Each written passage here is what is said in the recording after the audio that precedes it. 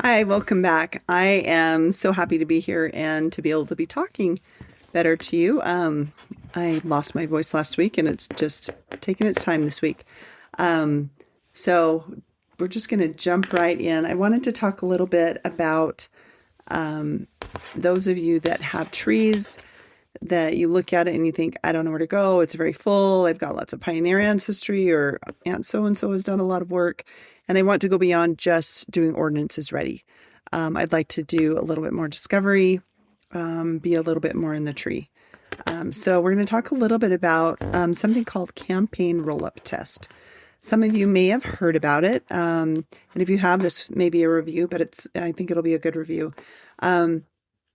Also, before I go on, I want to address these little guys back here.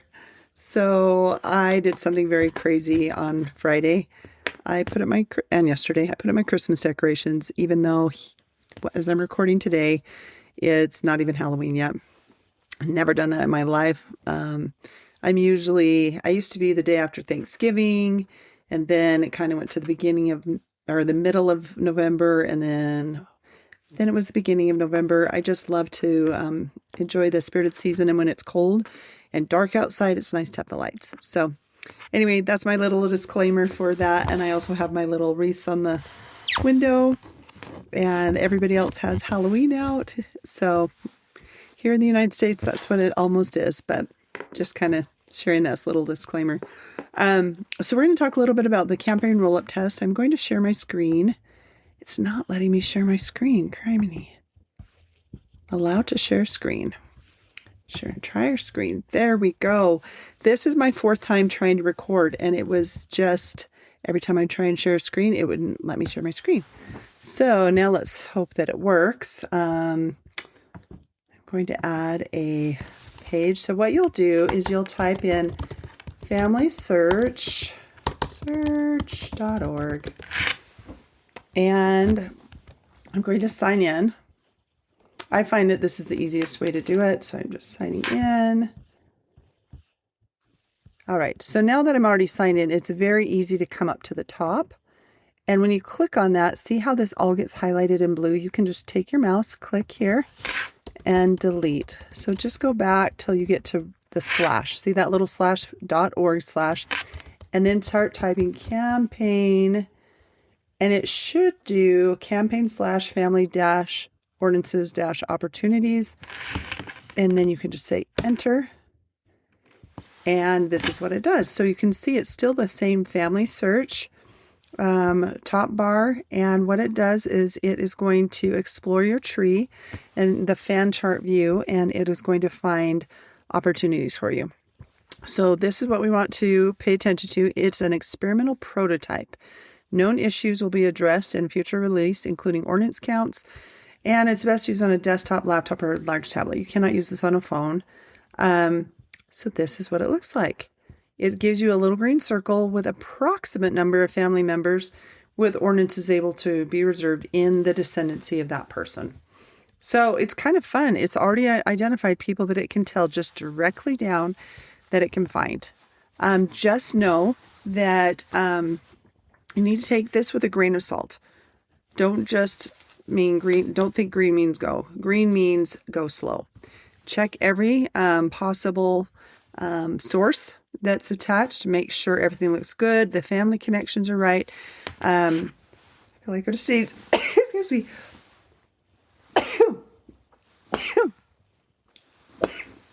That is my Grandpa Bagley sneeze. Right here, James Carroll Bagley. He never sneezed just once, so I always think of him every time I sneeze. Just remember that it's giving you an idea, but the information needs to be correct, and it's up to us as human beings to use our analytical skills to make sure that this is correct. For an example, I had a friend a few weeks ago who said she was very frustrated because she tried this, and she went in, she checked it after she reserved and realized that this person was connected to 3 different families at the same time in England, which can't be possible. And it was really messed up. There were, I think, 21 children. So just because it says green, that does not mean go. That means take a look at it, analyze it, make sure it's really ready. And if it's not, you can come back to the drawing board. So currently I'm here in the center, and then if I change it, I'm going to go put my grandpa here in the center, and it will reevaluate it from his perspective. So he's here in the center, and then if we go over here, then we can see I get a lot more choices on his line, because there was a lot less members of the church on his side. This grandmother, there was a convert, and this one was a convert. So you can see it made a big difference. So I'm going to go over here to Banked Paulson. See, it says I have 35 opportunities down in his descendancy. So when I click on that, it gives me the descendants of Torah, Martin's daughter, and Banked Paulson. I can choose it by ordinances. So if I click on this and I say I only want baptisms, then it will search, and then I can even choose if I want only girls. And it brings all of those up. So it's saying I have 6 available. And remember, you can click and reserve. I would recommend before you click and reserve that you go in and make sure that there's a source attached, that this family looks like everything's good, the places match. So let's go to Anna, just because she has a picture. And I've got a birth in 1850. I can see that there's no sources. There's a memory. So I'm going to go up to Anna Maria. I want to find one that has a source. That one doesn't have a source either. To see if any of these have sources. Okay, here's Charlotta. She has sources. So I'm going to click on person. And I come in and look at her and see what's going on. So first of all, I see that there's actually a hint here that there's a Sweden burials that may be her. I noticed that there's 12 sources. So that makes me feel good that there's a lot of sources attached. I can see that this Lars Bengtsson, so a cousin from Sweden, has been adding those sources. So that helps me feel good that it's somebody who knows how to do research in this area. I look at the birth date. It's in 1864 in Hiesholt, Holland. And there's even a death date. And if I keep going down, I can see she has a husband, Per. And I always love it when I see that this is all gray and yet she was green, because I just think they've got to be on the other side, just jumping up and down. So Per, his endowment was completed in 2004. And so then I like to look at the kids. And let's see, if you hover over, I don't know if I explained this, but when you hover over this, it'll show you when the temple work was done. So I just hover over this, 2024, that baptism was completed in Snowflake. If I go to Oscar, he's been done for, he was sealed to his parents in 2024 in Richmond, Virginia. So if you notice, he died as a 3-year-old or 2.5-year-old. So none of these are needed. So they're just all grayed out. And then the sealing to parents was already done, which is not valid until her work is done. So I just like to click through, didn't mean to click on that one. I just like to check each of the kids out to make sure that there's nobody that needs their work done. For some reason, the little gray boxes aren't showing up. Another way that you can do that is you can do the view tree. And then you can look at it this way. So you can see any circle with the little clock means that it's been shared with the temple. So I look and I see, okay, all of those have been shared with the temple. So that's great. And for whatever reason, Charlotta has just been sitting there, even though she has 12 sources. There's one more that we can add. And while I'm in this view, I know I'm going to come back and reserve her, but I like to click on the little arrow here and see who needs work done. So both of these they don't have last names, which I would want to come in and put their father's last name of Holt, because we're in the time period in Sweden where they stopped doing patronymics. And see, they're in the 1920s. They would have just taken their father's last name of Holt. I can add that to make it more complete, but I can't do their work because it's been less than 110 years. But I'll come here to auto, and he has the same thing. But also those children need a last name. So I can see there's some places where I can fix a few things. I can also look here. Emma Henrietta doesn't have a spouse, and she lived long enough to get married. So I could go to her, see if there's any sources. I also see here Ernst Gustav Niels Jonsson. If I click on this, there's quite a few records to be attached to him. So I'm just going to take you through for a second. We'll come back to Charlotta. Let's click on Ernst, and he's been shared with the temple. And let's see if his wife has been, Signe. And her work, if I hover over this, she was done just a few weeks ago. Her endowment was done. And so we don't have any children for them. At this point, because they got married in 1930, we would not be able to do any work for the children. But if we found children in these records, then they would be at least in the queue, or at some point when somebody joined the church, or the 110 years passed, they would be done. So that's something that I can come back and work on. I could add those records. So if you see these ones, so where it says Ernst Gustav Nils, and it doesn't have the Jonsson, just a little tip, is generally in these Swedish household records, that means he was still a child and living with his parents. He hadn't reached confirmation age. Generally in the church records, they got confirmed between 15 and 18. And so up till that point, they are just living in the household with their first names. Once they basically become an adult, then they would take on either their father's patronymic or last name, depending on the time period. All right, so let's go back here. One more. Here's Charlotta. So then I can come in here. I'm just going to double check actually one more time. I want to make sure that she really is connected to her spouse. So if I go here to 1909, and I can see it says Charlotta Nilsson. She's married. Here's the original record. And let's see if her husband's living with her, if he hasn't passed away. So I click on that. And say okay. And there he is, Per Eliasson Holt. So he's living with her. H means hustru. We talked about this before, which is wife, and then daughter, daughter, son, daughter. And so you can see there's quite a big family here. So what a happy day that she's finally going to be able to get her work done. So I feel very good about doing this, getting her reserved.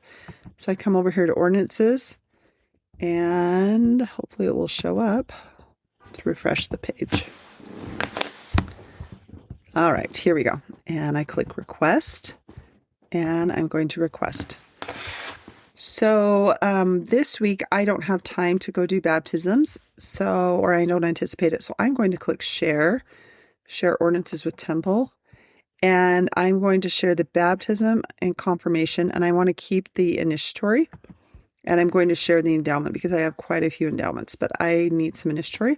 So I can leave that unchecked. That means that I'm going to keep that one. The checked boxes mean it will share with the temple, and I will also share with temple. And now she's reserved. If I wanted to come back and unshare it, I could click on the share button and click unshare with temple, and it would go back to my reservations, and then I could do all of it. All right, let's try one more. Let's come back in here. So let's go to the Lars Åkesson. So I've got baptisms, I've got a Petronella and an Anna. If I just choose all ordinances, then I get that. And if I scroll down, I want to point something out. This little icon is family details. If I click on it, then I can find out about the family. And so I can see the parent and children and spouses that need reserved. So, and then you look at grandchildren. Anything with the clock means it's been shared with the temple. So I usually leave that shared with the temple. I have plenty to do, but you can take those if you don't have any to do. So what I'm going to focus on is I'm going to start here, and I'm going to click reserve. And now that I'm in here, I want to make sure check his details, check his sources. So I can see he was born 3rd of June, 1815 in Västertorp. I've got a death date. He has a wife, and then all those children. And nothing looks really messed up. Let's see, 41, 43, 46. We're looking for 2 to 3 year gaps generally. With the kids, those all look good. They all have the last patronymic name of Trodson or Trod's daughter. And if I go look at the sources, there's a birth and christening record for him in 1815. There's a death record. And then I would just look at each of these just to make sure they match up. Then I click here and I say request. And in just those few minutes, I've requested people that need their work done. Now, if we go back here, let's go back to the tree. Let's leave my Swedish side just so you can have an idea of another side. So this would be this one. Well, this has some Danish, but you look at this side. So these are my Nova Scotia area. These are some that were like North Carolina. Let's go to my Hugh McClellan. He was in North Carolina, Tennessee.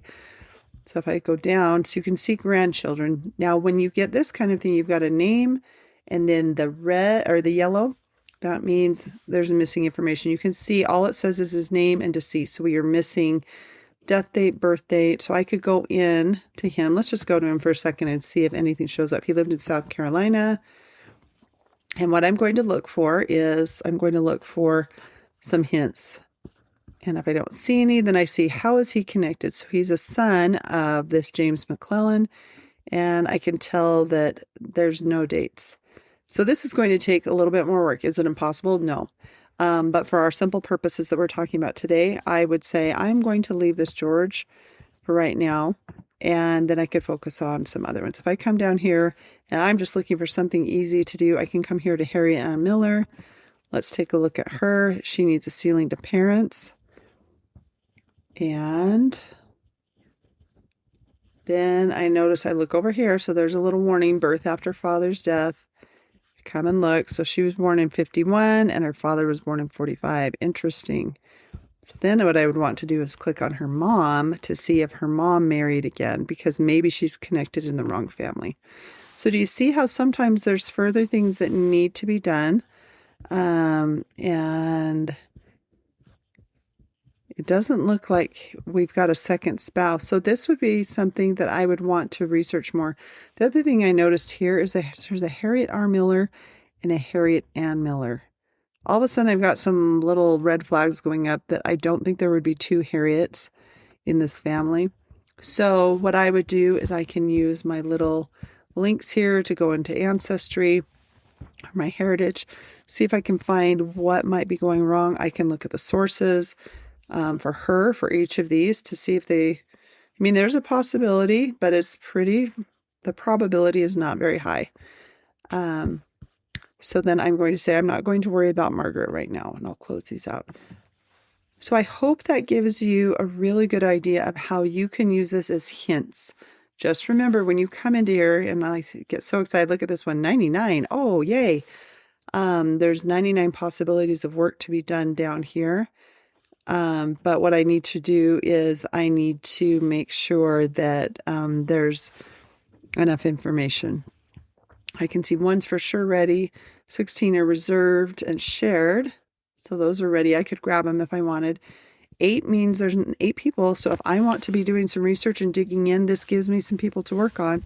And then there's 8 reserved and 562 completed. So you can see as we scroll down how amazing that is. And I come from a big line of pioneer ancestry. And so even with this, so I challenge you, if you come from pioneer ancestry, would you get on and share with us, just share in the comments what you discovered. I'm going to stop sharing. I would love to know and hear some success stories of how this benefited you in doing your searching. So my invitation for you this week, I don't know if we did one last week, but my invitation is that you will test this out and then give us some feedback. Let us know if this helped you break through some brick walls, and if you have any more questions. So happy searching, and we'll see you next week.